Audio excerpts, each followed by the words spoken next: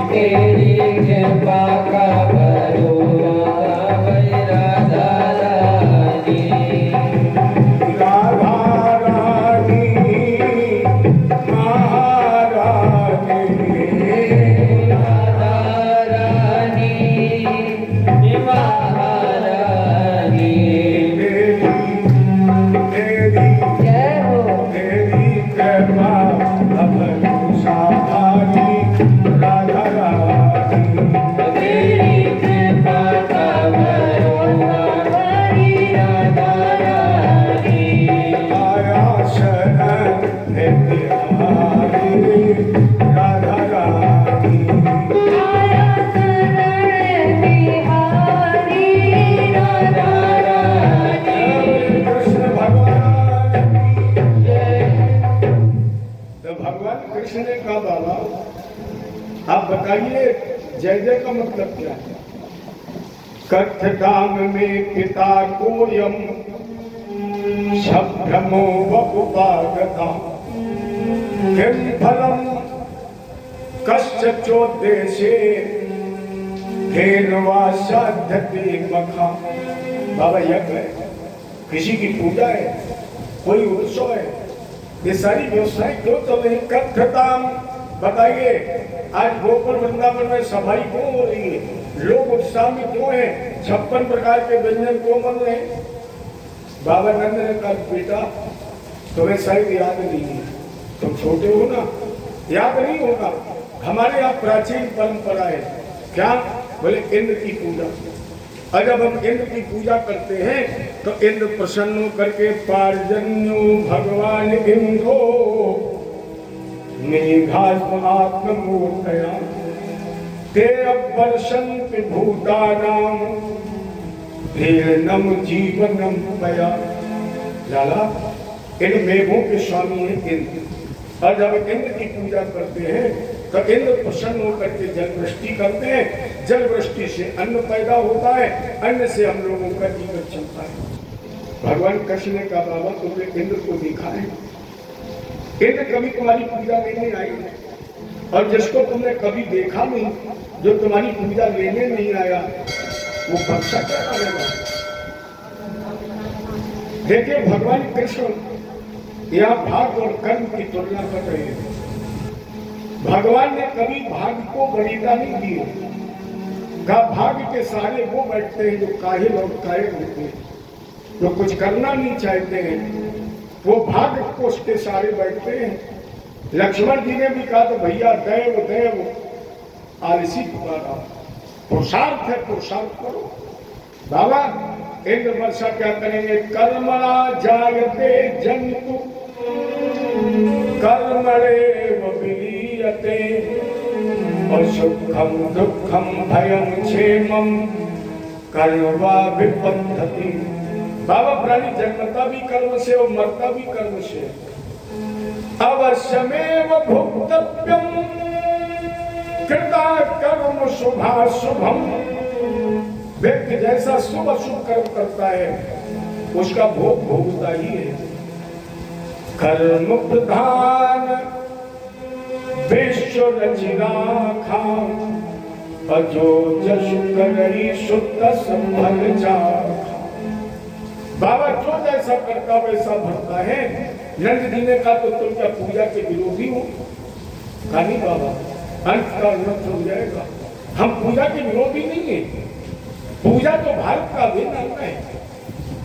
भारत के हर नागरिक को किसी न किसी का किसी न किसी रूप में पूजा करनी ही चाहिए। लेकिन एक बात हम कहना चाहते हैं, जब तक घर के देवता प्रसन्न नहीं होंगे, जब तक कुल के देवता प्रसन्न नहीं होंगे, जब तक क्षेत्र के देवता प्रसन्न नहीं होंगे, तब तक भगवान भी आपकी मदद नहीं करेंगे। विशेष ध्यान रखना। इसीलिए आपने देखा होगा जब इस तरह के अनुष्ठान होते हैं तो पहले नांदी मुख श्राद्ध कराया जाता है। देवताओं के पूजन से पहले नांदी मुख श्राद्ध होता है, क्योंकि जब तक आपके पितर प्रसन्न नहीं होंगे तब तक आपको देवताओं के पूजन का अधिकार नहीं मिलेगा। माने देवताओं से भी अगर हमारे आपके लिए कोई बड़ा है तो हमारे पिता और हमारे पूर्वज हैं। इसलिए पहले घर के देवताओं को प्रसन्न करिए। अगर माता पिता प्रसन्न नहीं है तो हनुमान जी प्रसन्न हो जाएंगे। अरे सोचिए, राम जी प्रसन्न हो जाएंगे, जिन्होंने स्वयं कहा है कि सबसे बड़ा सौभाग्य माता पिता की सेवा है, और उनका अपमान करके हम राम जी को प्रसन्न करना चाहे हो जाएंगे। अरे अज्ञानता और के अंधकार में हाथ पैर मत मारिए, राम जी अपने आप प्रसन्न हो जाएंगे। माता पिता को प्रसन्न कर लीजिए। परशुराम जी ने पिता के आदेश के निर्वहन से मां का सर काट दिया, और जब पिता ने कहा वर मांगो तो अपनी मां को जीवन दान दे दिया, तो जानते हो अजर अमर हो गए। गणेश जी ने परिक्रमा की अपने माता पिता की, तो 33 करोड़ देवताओं में सबसे पहले पूजा के अधिकारी बन गए। माने बाबा मेरे कहने का मतलब केवल इतना है कि पहले अपने कुल देवता, अपने घर के देवता, अगर ये प्रसन्न है। अच्छा ईमानदारी से बताना, यहाँ के हनुमान में और पनकी के हनुमान जी में कोई अंतर है? कोई अंतर है? नहीं है। लेकिन यहाँ आने में संकोच है, वहां तक 100 रुपए लगा के किराए की चले जाओ, क्या मतलब है? जब तक ये प्रसन्न नहीं होंगे, ध्यान रखना, वो कभी प्रसन्न हो ही नहीं सकते। जब तक ये प्रसन्न नहीं होंगे, तब तक वो किसी भी कीमत पर प्रसन्न नहीं होंगे। और जब ये प्रसन्न हो जाएंगे, तो तुम्हें वहां तक जाने की जरूरत ही नहीं पड़ेगी। आपने सुना होगा, अपने यहाँ बहुत अच्छे तपोनिष्ठ संत हुए शोभन सरकार, उन्होंने जगह जगह लिखवा रखा था कि आप अपने घर से अगर यहाँ मंदिर में दर्शन करने आ रहे हैं, तो रास्ते में जो भी मंदिर आपको मिल जाए, आप उसी का दर्शन करके वापस हो जाइए। आपको यहाँ के हनुमान जी के दर्शन का लाभ उसी मंदिर से मिल जाएगा। ये आप घर से निकले जल लेकर के चढ़ाने के लिए, तो जो मंदिर पहले मिल जाए उसी पर जल चढ़ा दीजिए। वो अगर प्रसन्न हो जाएंगे तो फिर सभी देवी देवता प्रसन्न हो जाएंगे। लेकिन कुल के देवताओं की पूजा करो। बाबा नंद ने कहा कुल का देवता कौन? भगवान हल्के से मुस्कुराए, बोले गिरिराज गोवर्धन। बाबा पूजा हो परना इंद्र की हो, और गिरिराज पूजने हम जाए। क्यों? बोले वो हम सबका अन्नदाता है। बाबा वो हम सबका अन्नदाता है, और चलती है नित्य वहाँ गाय। वो हमारी गौएं चलती है, कितनी अच्छी घास मिलती है, गौओं से हमें दूध मिलता है, दूध से हमें फल मिलता है, और प्रकट से देवता है, प्रकट होकर पूरा भी खाएगा। सारे वाले बोले बाबा कन्हैया ने आज तक कभी कुछ कहा ही नहीं, कभी कुछ मांगा नहीं, और आज पहली बार कह रहे गोवर्धन पूजा की जाए, तो चलो बाबा पूजा कर ली जाए। कोई आपत्ति संकट आएगा तो इन्होंने हजारों संकटों से बचाया, तो फिर बचाएंगे। बाबा नंद ने भी आदेश करवा दिया केंद्र की पूजा के स्थान पर विराट भगवान की पूजा होगी। इसलिए पूजा एक दिन लेट हो गई। दीपावली के दिन ही इंद्र की पूजा होती थी, उसी दिन तैयारी हो रही थी, लेकिन भगवान कृष्ण ने उस दिन इंद्र के स्थान पर गोवर्धन के पूजन की तैयारी की। इसलिए दीपावली के बजाय दूसरे दिन। अरे वाह, तैयारियां होने लगी, 56 प्रकार के भोग व्यंजन तैयार होने लगे। मैं तो गोवर्धन को जाऊं मेरे वीर, नहीं माने मेरो मनुआ। मैं तो गोवर्धन को जाऊं मेरे वीर, नहीं माने मेरो मनुआ। नहीं माने मेरो मनुआ, नहीं माने मेरो मनुआ, नहीं माने मेरो मनवा, नहीं माने मेरो मनवा। मैं तो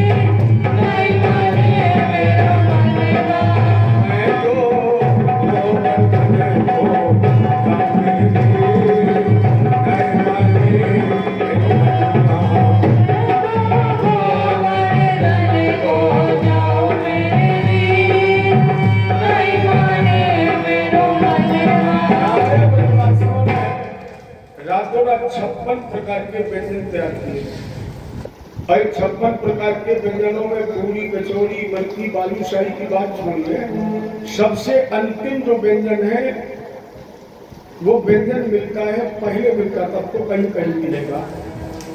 आपने देखा होगा देहात में पहले पूरे दिन भड़िया में दूध पकाया जाता था, जिसे दुधारी बोलते हैं। शाम को दूध निकाल लिया जाता था और इसके बाद हमें उसमें मटकी में क्या मिलता नीचे और चंद। ये 56 प्रकार के व्यंजनों में एक व्यंजन है, क्या स्वाद था उसमें, जिसने खाया होगा नाम सुन करके ही पानी मिलता है, लेकिन वो चीज कहाँ मिलेगी। मिलता तो सब कुछ है लेकिन अब वो चीज कहाँ मिलेगी। तो 10-5 गाड़ी तो भाई फंक्शन है, सारे ब्रजवासी पूजन करने जा रहे। कन्हैया ने सोचा कि मैंने कह तो दिया कि गोवर्धन प्रत्यक्ष देवता है, प्रत्यक्ष प्रकट होंगे, पुआ खाएंगे, लेकिन वो पर्वत राज है। भगवान बोले तो चलो हम ही खाते हैं। अगर आपने परिक्रमा की होगी तो देखा होगा एक स्थान मिलता है मुखार बिंद। यही मुखार बिंद हमारे बाल कृष्ण भगवान का गिरिराज के रूप में मुख है, यहीं पर बैठ गए। अब पूजा लेने वाला पूजा देने वाला दोनों एक है। एक रूप से भगवान कृष्ण पूजा दे रहे हैं और दूसरे रूप से भगवान गिरिराज के रूप में पूजा दे रहे हैं। पाद्य पादम मर्गम स्नानम समर्पयामि आवायामि स्थापयामि पूजयामि और धूप बत्ती अगरबत्ती लगाई और एक पुआ उठाया। जैसे पुआ उठाया गोवर्धन भगवान ने मुंह खोल दिया। कन्हैया बोले देखा बाबा अपने वृंदावन के कुल देवता कितने सच्चे हैं, देखते देखते प्रकट हो गए और भोग लगाने के लिए इन्होंने मुंह खोल दिया। वे सब लोग प्रेम से बोले गोवर्धन भगवान की जय। और भगवान ने पुआ मुंह में डाल दिया। कन्हैया बोले बाबा ऐसा लगता है कि भूखे हैं हजारों साल से, मुंह को ज्यादा खुला तो एक पुआ से क्या होगा 5 लाख। रामायण की वही चौपाई दोहरा ली, जैसे जैसे सोरसा बदन। जितने भगवान के हाथ में पुआ आते थे, गोवर्धन भगवान का मुंह ठीक दुगना, जो जितना साकल लेकर के आए थे सब साफ। लेकिन अभी तक भगवान को आनंद नहीं मिला। क्यों? बोले मनसुखा नहीं आया। देखो भगवान के सबसे अगर घनिष्ठ कोई है तो मनसुखा। मेरी दृष्टिकोण में भागवत में 2 काल्पनिक पात्र हैं, राधा और मनसुखा। मनसुखा कहीं बात नहीं है। मनसुखा हम ही आपको है कौन? जिसे भगवान की कथा में आनंद की अनुभूति हो जाए, मन प्रफुल्लित हो जाए, हिलोर मारने लगे, वही तो मनसुखा है। और अगर ऐसा नहीं तो बिल्कुल इसी कठोर, फिर वो मनसुखा नहीं है, फिर वो पाषाण है। पुलिस कठोर निठुर सोई छाती और सुन हरि चरित न द्रोह साथी। अरे भगवान को आनंद का है क्या? मनसुखा है। श्रीदामा को बुला बोले श्रीदामा मनसुखा नहीं आया। श्रीदामा बोला आया तो है। भगवान बोले तो पूजा कौन नहीं कर रहा है? श्रीदामा ने कहा तुम्हें पूजा की पड़ी, उसकी गाड़ी से किसी ने पूरा नहीं उठाया, उठाने नहीं दे रहा। कन्हैया बोले बदला। और जैसे मनसुखा आया, भगवान बोले तुम क्यों पूजा नहीं कर रहे हो? मनसुखा ने कहा ये कैसा लैलूट देवता बता दिया है। कन्हैया बोले मतलब? बोले जब गाड़ी की गाली खा गया बताओ हम क्या खाएंगे? अरे इससे तो है कन्हैया तुमने हमारे साथ भी छल किया। अरे इससे तो बढ़िया इंद्र देवता थे, खूब पुआ बनाए और 10 ग्राम आग रखी, 5-7 पुआ से छोटे छोटे टुकड़ा तोड़े, 3 बार आग में डाल दिए, पानी घुमा दिया, हो गई पूजा। और फिर खूब 15 दिन छक के खाए। और ये कैसा देवता है लैटूर जो गाड़ी की गाड़ी। कन्हैया बोले अरे मनसुखा जो प्रत्यक्ष खा रहा है वो प्रत्यक्ष फल भी देगा, और प्रत्यक्ष फल ना दे तो जबरदस्ती आ जाना, पकड़ लेना, कह देना हमारे पुआ दो, तो या तो पुआ देगा नहीं तो मदद करेगा। मनसुखा का पागल बना रहे। अरे रमता जोगी बहता पानी, पुआ खा ले तो मथुरा चले जाए 9 किलोमीटर दूर, अगर मथुरा चले गए तो वहाँ कौन पुआ लेने जाएगा? कन्हैया बोले भैया जो भूखों पड़ा रहा हजारों साल नहीं गया, तो जब पूजा मिलने लगेगी, भोजन मिलने लगेगा तब तो जाएगा। तुम भी पूजा करो। तो मनसुखा भी की गाड़ी साफ। और जब सब खा गए, कन्हैया बोले भैया अब परिक्रमा की जाए। गिरिराज जी की परिक्रमा 21 किलोमीटर 7 कोस उम्र भी भगवान की 7 कोस की है। और मेरी समझ में हमारे देश में जब लोग परिक्रमा करते हैं तो 7 ही घंटे लगते हैं कम से कम गिरिराज जी की परिक्रमा में। आगे आगे हमारे गोविंद जी, पीछे पीछे सारे ब्रजवासी। मेरे गोवर्धन महाराज महाराज तेरे माथे मुकुट विराज रघु। मेरे गोवर्धन महाराज तेरे माथे मुकुट विराज रघु। मेरे गोवर्धन महाराज महाराज तेरे माथे मुकुट विराज रघु। मेरे गोवर्धन महाराज महाराज तेरे माथे मुकुट विराज रघु। मेरे गोवर्धन महाराज महाराज तेरे माथे मुकुट विराज रघु।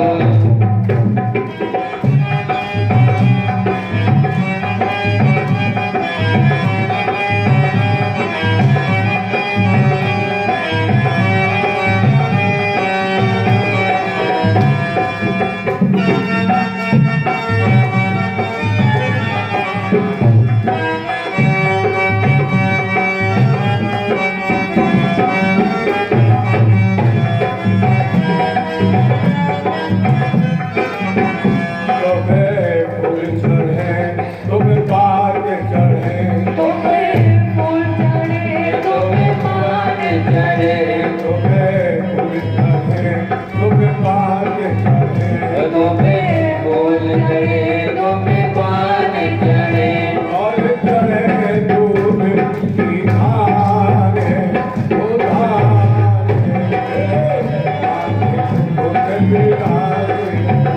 और चढ़े दूध की धार उधार तेरे माथे मुकुट विराज रघु। मेरे गोवर्धन महाराज महाराज तेरे माथे मुकुट तेरे गले में कंठा शोभ रघु। तेरी झांकी बनी विशाल विशाल। परिक्रमा पूर्ण हुई और इधर इंद्र पूरे दिन प्रतीक्षा करते रहे। अभी पूजा हुई, सूर्य अस्ताचल को चला गया। इंद्र का एक दिन तो पूजा लेट हो गई, दूसरे दिन सूर्यास्त होने जा रहा है। क्या कोई विशेष पूजा की तैयारी हो रही है?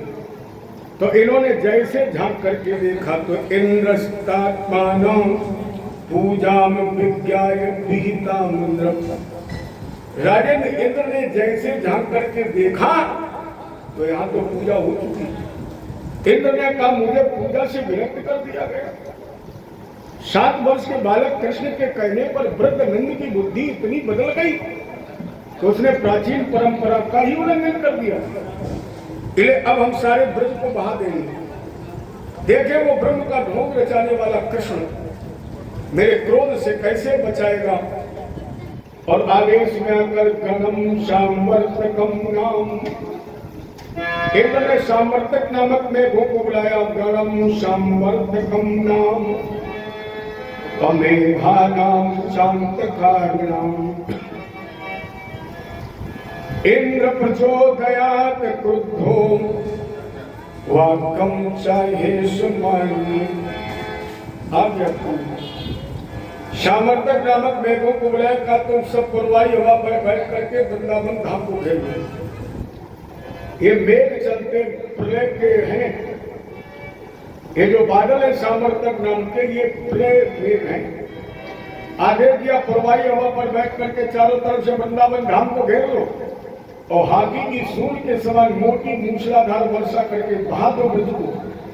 देखे वो ब्रह्म का ढोंग रचाने वाला कृष्ण कैसे बचाएगा इंद्र के क्रोध से। और जैसे भयंकर काली काली घटाएं घिरी, बादल गरजने लगे, बिजली कड़कने लगी, सबसे पहले भगवान के पास मन झुका, बोला कन्हैया त्राही माम, रक्षा करो। भगवान बोले पुआ हमने खाई। अरे हमारे पास है पुआ, हमने खाई। पुआ खाई गोवर्धन में, तो जाओ गोवर्धन से या तो पुआ मांगो, नहीं तो मदद करेंगे। मंजुका ने कहा पागल मत बनो। कन्हैया बोले मतलब? मंजुका ने कहा पुआ सबने चाहे जैसे खिलाए हो, लेकिन हमने तब खिलाई जब तुम गारज कर लो। तुमने कहा खिलाओ तब हमने खिलाए, इसलिए चलिए। कन्हैया बोले कहाँ? बोले पुआ दिलाओ या तो हमारे काम करो। भगवान बोले चलिए। अरे सांवरिया, भगवान बोले हाँ। ग्वाली बोले सांवरिया कमरी तान ब्रज पे काले बादल घिरे आए। सांवरिया सांवरिया कमरी तान ब्रज पे काले बादल घिरे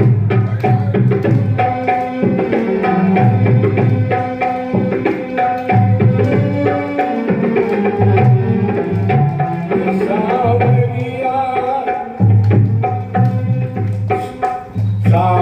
सांवरिया कमरी तान ब्रज पे काले बादल घिरे आए। सांवरिया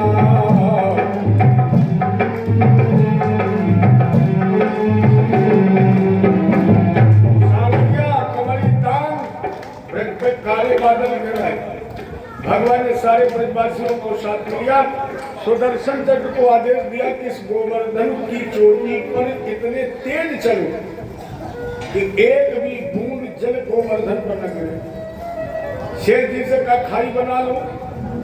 और भगवान ने कहा भैया गौओं की सेवा के बल पर, बाबा आप भारतवासियों को दिखाना है कि गौ सेवा में कितनी ताकत है, गौ दूध में कितनी ताकत है। आज भारत को नहीं पूरे विश्व को दिखाना है। क्या करोगे? भगवान बोले गौओं की सेवा के बल पर ये गिरिराज उठाए हम। तो बाबा मेरा भी हाथ लगेगा पर, मेरा भी हाथ लगेगा पर पहले लाठियां लगाओ तुम। वाले गौओं की सेवा के बल पर, गौओं के आशीर्वाद से जरा जरा सी लाठी तो लगा, और जैसे थोड़ी सी जगह बनी तो अभयम सर्वभूतभ्यो। भगवान कृष्ण ने जगत को अभय करने के लिए क्या किया? इत्युक्तेन हस्तैन कृष्ण गोवर्धनाचलम। भगवान ने जगत व्यवहार में सबको अभय करने के लिए उस गोवर्धन को कैसे उठा लिया? बोले दधार लीलया, लीला करते हुए भगवान ने कृष्ण छत्रमित बालका, जैसे एक बालक बरसते हुए पानी में निकले और कोई पुरानी लकड़ी पड़ी हो तो उससे फूल निकलते हैं, लकड़ी के फूल। जानते हो अपने अध्यात्म की भाषा में उसे कहते कुकुरमुत्ता। जरा सा छूलो टूट जाता है, परिश्रम नहीं लगता, जरा से स्पर्श से टूट जाता है। लेकिन बच्चे उसी बहते उस बरसते हुए जल में अपने को बचाने के लिए वही लकड़ी के फूल छाते की तरह उठा लेते हैं। इसी तरह जैसे वो लकड़ी का पुष्प छूने मात्र से टूट जाता है, बच्चे उठा लेते हैं, उसी तरह छत्रकमेव बालिका, बालिकों की तरह भगवान ने अपने बाएं हाथ की सबसे छोटी उंगली कनिष्ठिका पर गोवर्धन धारण कर लिया। यही से भगवान का नाम धरण भगवान की जय। सारे ब्रजवासी इसी के अंदर आ गए। अब यहाँ कहीं कहीं लोग एक चर्चा करते हैं कि 7 दिन तक हाथी की सूंड के समान मोटी मूसलाधार वर्षा हुई और एक बूंद जल गिरिराज जी के नीचे नहीं गया। चलिए मान लो कि सुदर्शन से और शेषनाग से बचा लिया, लेकिन पानी साधारण नहीं बरसा है। देखो भगवान कृष्ण ने जब गोवर्धन उठाया तो 7 कोस का था, लेकिन जब भगवान की कनिष्ठिका पर सर के ऊपर पहुंच गया तो गोवर्धन 84 कोस का हुआ। लेकिन फिर भी जल तो बरसा है। अगर बाढ़ वृंदावन में नहीं आई तो आगरा में आ जाती, वहां नहीं आई थी तो फिर इटावा की तरफ आ जाती, अरे इलाहाबाद तक कहीं आ सकती, लेकिन वो पानी कहीं गया नहीं तो फिर कहां चला गया? इसका एक उत्तर, इसका संबंध त्रेता से है। जिस समय मैया सती ने आत्मदान के बाद पार्वती जी के रूप में जन्म लिया और शिव जी के साथ विवाह हो गया, तो एक दिन माता जी ने कहा, भोलेनाथ, गृहस्थ जीवन में जब से हम बंधे तब से हमने ब्राह्मण सेवा नहीं की है, किसी संत को भोजन नहीं कराया है, और आप ये ऐसा कहते हैं गृहस्थ जीवन में संत और ब्राह्मण का भोजन अगर हो जाए तो गृहस्थ जीवन धन्य हो जाता है। आज मेरी इच्छा है किसी ब्राह्मण का निमंत्रण करें और मैं भोजन कराऊं। शंकर जी ने कहा, एक बात मानोगी क्या? बोले, ब्राह्मण के चक्कर में मत पड़ो। जो लोग यहाँ बैठे मेरी बिरादरी को मुझसे नाराज मत हो। किसी कवि ने लिखा, भगवान शंकर समझा रहे, देवी ब्राह्मण की परपीत में सुख ना पायो कोई, ब्राह्मण की मित्रता में आज तक कोई सुखी नहीं रहा। राजा बर हरिश्चंद्र ने राजपाट दियो सब खोए, राजपाट दियो सब खोए, हरि जिन जनक दुलारी, और तीन लोक के नाथ लाख तिनहु के मारी। इन्हें ब्राह्मण के चक्कर में माता जी ने कहा, अगर राम कथा सुनाने से पहले आपने ये बात बता दी होती तो मैं ब्राह्मण के चक्कर में नहीं पड़ती, लेकिन राम कथा में आप सुना चुके, विप्र वंश की अस प्रभुताई, अभय होई जो महाराज जी, आपने बढ़ाया जिस पर ब्राह्मण की कृपा हो जाए उसे भगवान से भी डरने की आवश्यकता नहीं, क्योंकि ब्राह्मण से भगवान भी आगे लात मार भी बिल्कुल कुछ कर पाए, तो उसी लात मारने वाले ब्राह्मण की सेवा करेंगे तो क्या होगा? मेरा अनिष्ट हो ही नहीं सकता है। इसलिए आप निमंत्रण, शंकर जी बोले नहीं मानती हो तो फिर ठीक है, कल मुझे जो प्रथम ब्राह्मण मिलेगा उसी का निमंत्रण। शंकर जी ने संकल्प लिया प्रथम ब्राह्मण का निमंत्रण, और भैया अगस्त जी का पता नहीं कहां से पता लग गया। कौन अगस्त जी को? जिन्होंने अंगूठे के भारी खाली भाग में समुद्र को रखा पी गए। अगस्त जी को पता नहीं कहां से पता लग गया कि कल भोलेनाथ निमंत्रण करेंगे और माता जी भोजन कराएंगी। कौन माता जी? 3 लोक 14 भुवन के अन्न की मालकिन अन्नपूर्णा। तो इन्होंने सोचा कि शायद पेट भर जाए, क्योंकि लोग कहते हैं पृथ्वी की प्यास बुझती है मघा के बरसने से, और प्यारे पुत्र का पेट भरता है माँ की ममता के द्वारा बरसने से। तो माता जी भोजन कराएंगी, पेट भर जाएगा, तो रातों रात बोरिया बिस्तरा बांध लिया। सुबह 4 बजे जब कैलाश और भगवान शंकर नित्य क्रिया से निवृत्त हुए, देवी तुम भोजन करो, हम पंडित जी को जा रहे ढूंढने। अरे ढूंढने ही नहीं पड़ा, अगस्त जी तो गेट ही पर बैठे। शंकर जी ने कहा, आइए महाराज, आज आपका निमंत्रण है। देवी पार्वती जी ने निमंत्रण दिया है। अगस्त जी ने पेट पर हाथ रखा, भोले बाबा बस बन गया काम। आज माता जी भर पेट भोजन कराएंगी, काम बन गया। शंकर जी ने कही, दादा ने हमारी तरफ ध्यान रखियो। माता जी ने भोजन तैयार किया, संदेश मिला। शंकर जी अगस्त जी के साथ पहुंचे। माता पार्वती जी ने भोजन तैयार किया। अगस्त जी ने देखा, भोले बाबा आप भी आइए। शंकर जी ने कहा, नहीं महाराज, मेरे यहाँ एक नियम है, जब ब्राह्मण और अतिथि आता है, संत आता है, तो हम गृहस्थ लोग पहले उसे भोजन कराते हैं, तब हम पानी ग्रहण करते हैं। अभी तक तो पानी भी नहीं पिया है, इसलिए आप पहले भोजन करिए। अगस्त जी बैठ गए। शंकर जी ने कहा, लाओ थाली, दूर आसन लगाए बैठे, और इशारा कर दिया अगस्त जी को, आज ही तो मामला बनेगा। माता पार्वती जी लाई भोजन की थाली, अगस्त जी के सामने रखी। अगस्त जी ने जल्दी जल्दी मंत्र बोला, नाभ्यासी दंत रक्षक शीशो धू संबद्ध पदभ्याम भूमल सा सोका तथा लोका नकल कन्या। और माता जी खड़ी नहीं हो पाई, थाली साफ। शंकर जी ने कहा, अल्लाह। अब पार्वती जी दौड़ दौड़ के पूरी सब्जी ले आए और थाली में रख के सीधे खड़ी ना हो पाए, और थाली साफ। और लाइए। अब माता जी चौके तो भकुर की देखा, पहले बता देते कि हम ये करेंगे तो काहे कम फंसती। शंकर जी ने इशारा किया, बहुत समझाया, नहीं मानी। अब पंडित जी का खवा जल्दी लाओ। चौके में पूरी रह गई 2। शंकर जी ने कहा देवी जल्दी लाओ। पार्वती जी ने सोचा अर्ध भोजन तृप्त गाय, दान करे सो नर कह जाए। आप किसी को निमंत्रण मत दीजिए, कोई प्रतिबंध नहीं, ध्यान देना, कोई प्रतिबंध नहीं कि आप निमंत्रण करें। लेकिन अगर आपने निमंत्रण किया है तो यथाशक्ति सामर्थ्य उसे भरपेट भोजन कराइए, संतुष्ट करिए। और अगर भोजन करने वाला संतुष्ट न हुआ, अब तो यहाँ लोग कह देते मरी गाय ब्राह्मण की, मत दीजिए, नहीं तो बैतरणी में तुम्हें डुबा देगी, मर जाओगे। मत दीजिए दान, कोई जरूरी है। और दान अगर दो तो कम से कम ऐसा तो दो। देखा दान देने वाले, हमने देखा बड़े बड़े नेता बोले 500 कंबल बंटवा दिए। एक बार हम भी कार्यक्रम में गए, 500 कंबल बंटवाए। हमने कहा नेताजी कंबल तो तुमने बंटवाए, बहुत अच्छा किया, लेकिन अगर ये कंबल ओढ़ कर तुम 1 घंटे सो जाओ तो हम तुम्हारा ये दान मान लेंगे। कौन लोगों को पागल बनाए हो कि हम कंबल बांट रहे?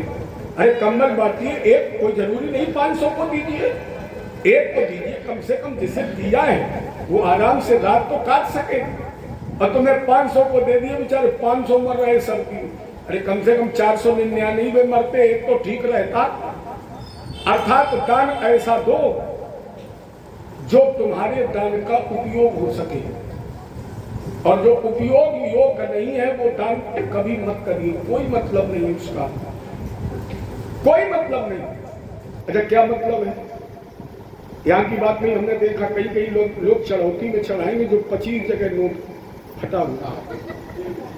आपने चढ़ा दिया, यहाँ तो चलेगा। भगवान का मंदिर है जो कहीं नहीं चलता, वो कथा में चलता है।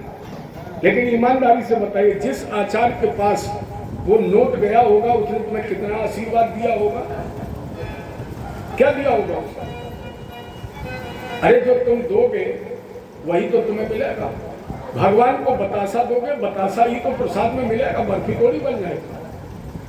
अरे जितना अच्छा चाहते हो भगवान को उतना अच्छा दो, जितना अच्छा पहनना चाहते हो भगवान को उससे अच्छा पहनाओ, जितना अच्छा तुम खाना चाहते हो भगवान को उससे अच्छा खिलाओ, जितने अच्छे मकान में तुम रहना चाहते हो। अरे नहीं तो उसका तो ना कोई रंग है, ना रूप है, ना कोई साज, ना श्रृंगार, ना कोई उसकी आवाज, ना उसकी कोई पहचान। वो तो ये कहता कि तुम मुझे जैसा चाहो वैसा बना लो, तुम मुझे जैसा चाहो वैसा पहना लो, तुम जैसे मकान में रखना चाहो रख लो। अच्छा उसे खंडहर में रख दो तो क्या नहीं रहेगा? उसे मार्केट में पहनाओगे तो क्या इनकार कर देगा? लेकिन करना क्या चाहिए? जितना तुम अच्छा चाहते हो भगवान को प्यारे उससे अच्छा तो देना चाहिए। फटा दोगे फटा ही मिलेगा, नया दोगे नया ही मिलेगा। खैर कहीं कहीं ऐसा होता है, यहाँ के लोग तो बहुत अच्छे हैं। इतने श्रोता भी हमें यहाँ अच्छे नहीं मिले। कल भी पानी बरसता रहा, आज भी पानी बरसता रहा। 10-5 लोग तो यहाँ ऐसी माताएं आई जो बेचारी बरसते पानी में आई। ये सौभाग्य ही तो है। उनको तो हम प्रथम श्रेणी का श्रोता मानेंगे जो बरसते में। पहले आ गए वो इतने अच्छे थोड़ी है, वो तो पहले से आ गए, लैंटर में सुरक्षित बैठ गए। और जो बेचारे भींजते आए, पानी बरस रहा था, कितनी लालसा थी उनमें कथा सुनने की। हो सकता है कि हम अगर बरसते में आते तो हम तो प्रिय से लौट जाते, कहते जब बंद होगा तब कथा कहने जाएंगे। लेकिन श्रोता कितने अच्छे लोग यहाँ तक चले आए। यहाँ के लोग तो बहुत अच्छे हैं। तो अब माता जी ने कहा अब क्या करें? और तब तक भगवान शंकर ने क्या किया? कन्हैया को और बगल में बुला के बैठा लिया। छोटे से बच्चे बन करके बैठ के कन्हैया बोले बाबा भूख लगी है। शंकर जी ने कहा देवी एक लड़कवा उड़ा गो, एक थरिया और सजा लो। माता जी ने कही अच्छा तुम्हें पता है कि चौका में दुल पूरी है, अभी बाबा के दें कि बच्चा के दें? शंकर जी ने कही हम का जाने, चौके की मालकिन हो तुम, बनाओ चाहे बिगाड़ो। कन्हैया बोले माता जी बहुत जल्दी करो भूख लगी। माता जी ने नेत्र बंद किए, श्याम सुंदर का वहन किया तो उसी बाल रूप में मेरी कन्हैया नजर आ गई। माता जी ने कहा श्याम आन बान संग संकट में है। भगवान बोले इसीलिए तो आए। बोले आए तो हो, लेकिन पूरी तो दो ही है, तुम्हें दे कि बाबा? कन्हैया बोले एक पूरी हमें और एक बाबा। माता जी ने कहा पहले किसे दे? कन्हैया बोले पहले देना हमें, क्योंकि बाबा को अगर पूरी पहले दे दी तो हमारे पास तक आ नहीं पाएगी, थाली साफ हो जाएगी, इसलिए पहले हमें दे। और जैसे माता जी ने एक पूरी थाली में सजाई, कन्हैया के सामने रखी और अगस्त जी के सामने पूरी रखने जा रही थी, तब तक भगवान कृष्ण ने लगाया भोग, पूरी खाली और हाथ धो लिया, आचमन कर लिया। जो बुजुर्ग लोग बैठे हैं वो जानते होंगे कि अगर भोजन करने में कई लोग बैठे हैं, एक ने अगर आचमन कर दिया तो भोजन बंद। कन्हैया ने हाथ धो दिए, अगस्त जी बेचारे वो एक पूरी नहीं खा पाए, मन मार के रह गए। अगस्त जी ने कहा अब मुझे पानी पिलाओ, पानी पिलाइए। कन्हैया बोले पंडित जी पानी माता जी नहीं पिलाएंगे। आपने कितने दिन भोजन किया है? 14 दिन।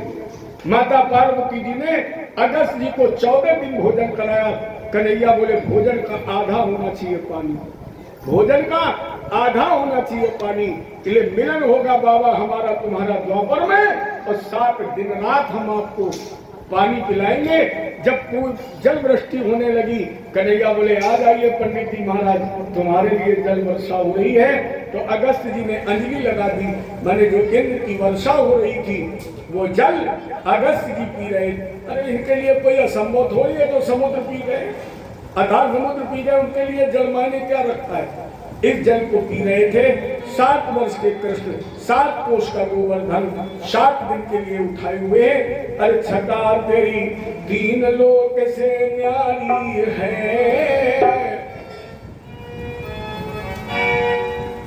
छटा तेरी 3 लोक से न्यारी है, गोवर्धन महाराज छटा तेरी 3 लोक से न्यारी है, गोवर्धन महाराज छटा तेरी 3 लोक से न्यारी है, गोवर्धन महाराज छटा तेरी 3 लोक से न्यारी है, गोवर्धन महाराज गोवर्धन महाराज मेरे गोवर्धन महाराज छटा तेरी 3 लोक से न्यारी है,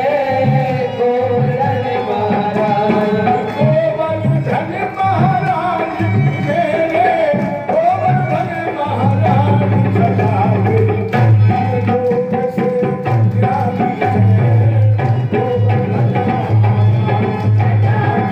3 लोक से न्यारी है, गोवर्धन